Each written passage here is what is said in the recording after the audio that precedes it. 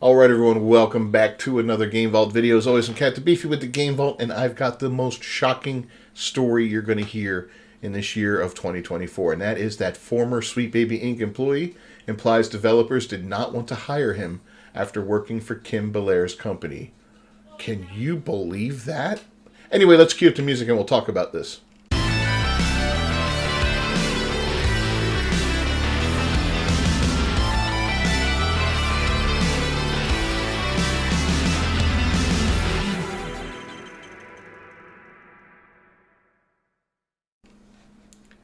Alright, so the former employee, Kazuma Hashimoto, reveals that developers did not want to hire him because he worked for Sweet Baby Inc.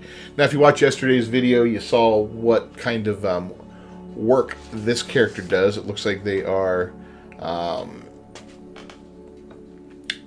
of that LGBT community, whatever, Japanese guy that is either gay, trans, I don't know. I really don't even want to look any further into these people. I used to research them a little bit and say, oh, let's see what they're about and all that. And the more you dig, the more disgusting it gets. So they worked at Sweet Baby Inc. He did whatever, and the work he did there is costing him work in the future or in the present right now, which is great. Everybody associated with this company should be blackballed from the industry. They should, their name should be written down and passed around and say, don't hire this guy. Don't hire him for anything. No consultancy. We don't want any character design. We don't want him to write anything. We don't want him to help with anything whatsoever. We don't even want him taking out the garbage for our company. He's toxic. He's poisonous. He's a cancer. Keep him away. That's what needs to be done. And that'll put an end to this kind of shit. It's absolutely ridiculous. Hashimoto was recently featured in an article written by Zachary Small, where he claimed that Japanese people were not upset by Assassin's Creed Shadows. He told New York Times it was people in the West who were upset with seeing Yusuke as a samurai. And we talked about all this yesterday. You can watch yesterday's video if you want a little more details on it. In a recent Twitch stream discovered by YouTuber SmashJT, Hashimoto provided more details about the New York Times, saying, a couple of months ago, the New York Times actually got in touch with me to ask me about Assassin's Creed, in which I was like, yeah, reception is honestly, kind of positive. And a lot of the comments you'll see under videos were straight up Google Translate comments, which is pretty obvious. However, he then noted how annoyed the Japanese people are with certain aspects of the game, and people are annoyed with some of the inconsistencies and issues with Shadows, which is the buildings and stuff being wrong, or certain clothing and whatnot, right? Or the fact that the art team basically stole a sign from a reenactment troupe in Japan. That was always interesting. And they're not taking it out.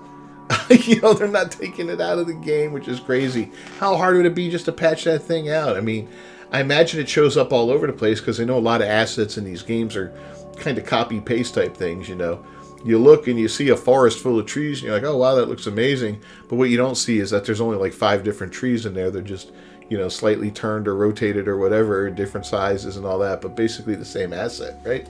Anyway, actually, that's actually pretty common because when you're working with such a large team of artists, sometimes they're sort of given a direction to Google things and people make mistakes. He elaborated, it's more like you're working with a team of people that speak multiple different languages, and whether or not they can communicate with each other is an issue, and that's just become part of the game development.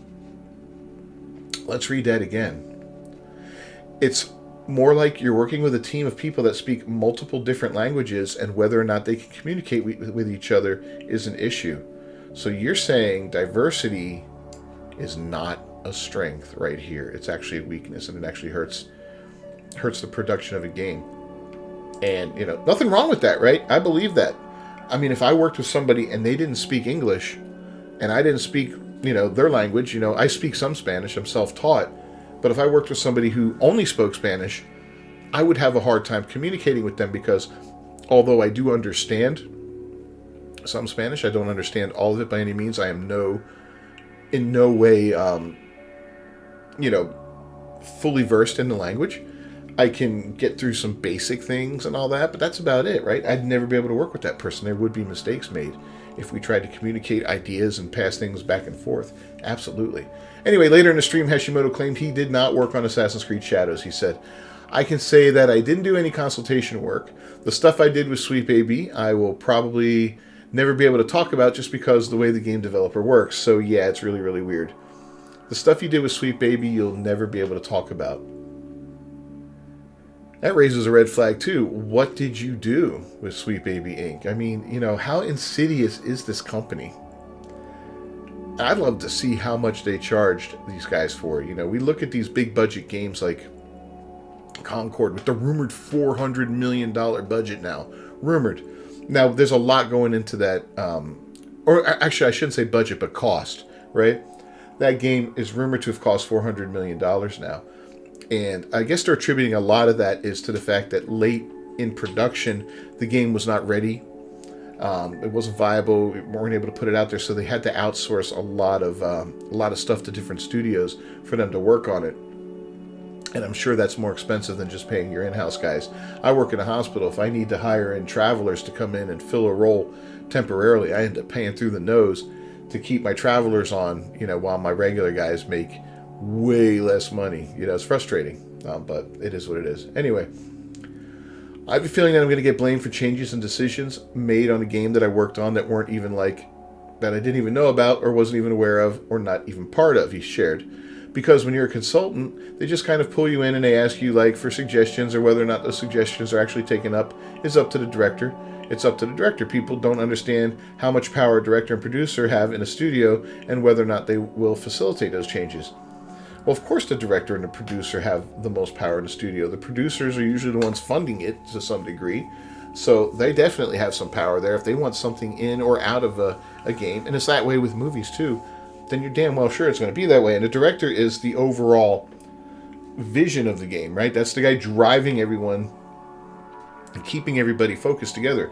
In movies, he's the one that's lining up the shots, talking with the cinematographer, making sure that the sound is up to quality, making sure the actors are doing their lines properly and they're conveying the emotion that they want, and and they're doing take after take after take until things are getting it right. The director's in charge, so yeah, those people are going to be the ones that make the decision ultimately.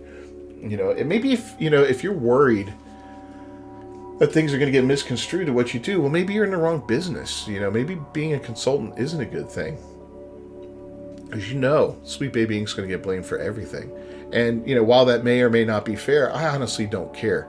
Because these companies are disgusting.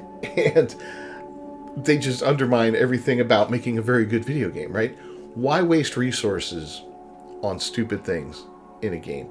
With bloating budgets going through the roof left and right, or bloating costs, I should say, once again, not budgets necessarily, but with costs going through the roof left and right for games, why are we wasting money on the Veilguard's character creation screen, where you can have top surgery scars and all this other nonsense and pronouns and all that? And these may sound like small things, and they are small things on their own, but in the grand scheme of things, they're big and they add up together, right?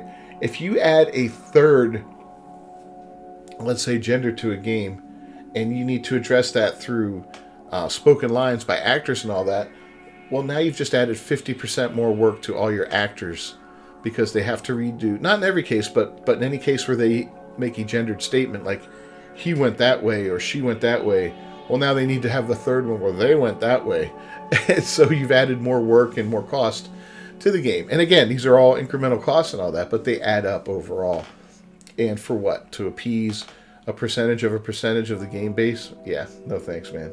Anyway, still later in the stream, Hashimoto revealed that developers did not want to hire him given he was a Sweet Baby Inc. employee. He said, "There are definitely jobs that I've had where people have seen the fact that I worked for Sweet Baby, and it's been a year since I worked for them, and it's just like a contractual basis when I was just like periodically for a couple years, people will literally be like, hey, are we going to get harassed for hiring you? And I think that really sucks," he said. That instead of we'll protect our employee, the employer or the potential person giving you the contract will be more concerned about that than protecting their employees. Kinda effed up. Well, you made this bed, bro. You and everybody with Sweet Baby Inc. And that piece of shit right here, Kim Belair, she's the one in charge. Complain to her about it, right? She created this mess. She created this monster. And she basically made you unhireable and everybody else who's worked for that company unhireable. If I was in the gaming industry, I would hire nobody who ever worked for that company. I don't care if they just, cleaned the toilets at the end of the day. I wouldn't want anything from that company touching my company. And you worry about, being protected and all that. Well, you know what? make better decisions in life. Maybe go do something else for a while. You know, if you change your ways and you want to come back to gaming and you want to not be a douchebag and push all this garbage, then, you know, be welcome back. But for now, you're an unwelcome tourist. Get out. Anyway, interestingly, this appears to contradict Belair's recent comments during an appearance on Black Girl Gamer's YouTube channel. She says, I think annoying is a very good word for it because largely it doesn't really materially affect our work. The vast majority of these companies already know what's going on and they still hire us. They know what we actually do, and it doesn't necessarily change our baseline survival, but it does change our comfort level in which we can exist in online spaces. Oh, you're uncomfortable in online spaces. I get so tired of hearing that crap. If you're too weak to be online and take criticism, I take criticism on a daily basis. And you know what? I don't give a shit. Okay? Take a lesson from me, Kim, you fucking she-er twat. Anyway, it just so ends up that being this kind of, like, very challenging, but still it's just a distraction. It's a distraction. It feels very much like it's a time-wasting thing. It's a demoralizing thing, but it doesn't affect your day-to-day, but it's like noise outside, Blair added. I think it does affect your day-to-day. I think it eats you up inside, and I really hope it does. You know, I hope your company goes out of business. 100% completely. No one wants to hire you. You end up unhireable. You, Black Girl Gamers, all you other piece of crap consultation firms in this industry, you need to go. You're tourists. You don't belong here. You bring nothing to the table but divisiveness, and you only make games worse. You never make them better. No one has ever told me a time that DEI has made something better because it's in there. Anyway, leave a comment down below if you think you know a time that DEI made something better, or if you just want to take a crap on Sweet Baby Ink is fine as well. Don't forget to like the video, subscribe to the channel, and ring that bell for notifications. I'll see you next time. Until then, peace.